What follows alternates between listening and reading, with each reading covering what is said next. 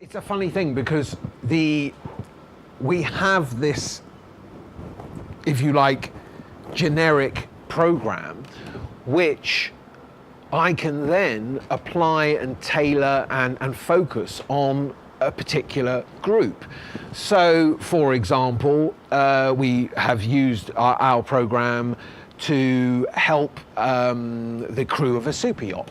The brief was very simple. Here is a crew of people who are responsible. The output that matters is that they deliver exceptional world-class service to the most discerning customers in the world. People that expect nothing but the best. Now, to do that, the team has to act like a team. They have to communicate in a very, very focused way. They have to be there for one another. They have to realize that each person, each cog in that wheel is critical, and the weakest link is the team can only be as good as the weakest link.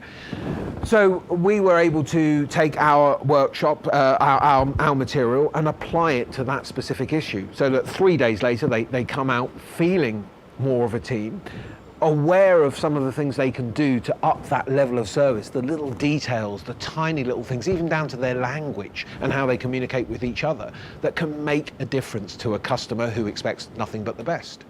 On the other hand, I could take that same material and next week I could go into a hospital in the UK, let's say, and work with a group of porters, cleaners, and the people that deliver food to the hospital beds.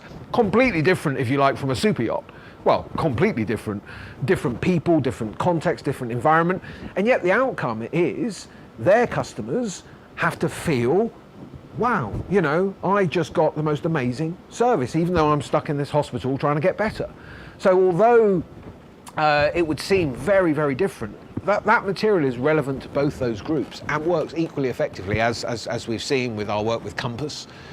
I think literally many thousands of people in Compass, porters, cleaners, and the teams that deliver food have been through versions of our programs to deliver outstanding care to their customers.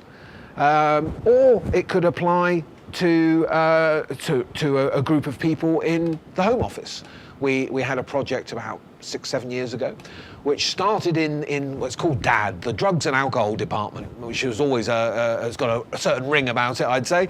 And it was 110 people in this directorate, and we got every single person from the most senior civil servant down to the sort of lower bands, if you like. Sounds awful, but you know what I mean.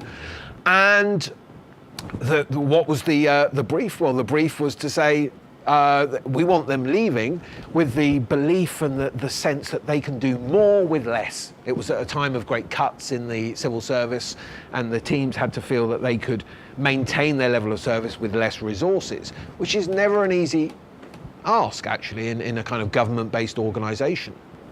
Again, similar material was applied to that context, and it was so successful that the original brief with DAD, Drugs and Alcohol Department, was broadened dramatically, so that we actually ended up training every single person in the crime and policing group, which had over 16 directorates and reached thousands of people, from some of the most senior police in the country, from the SOCA, Serious Organised Crime Agency, all the way down to people that were doing research for evidence-based policy.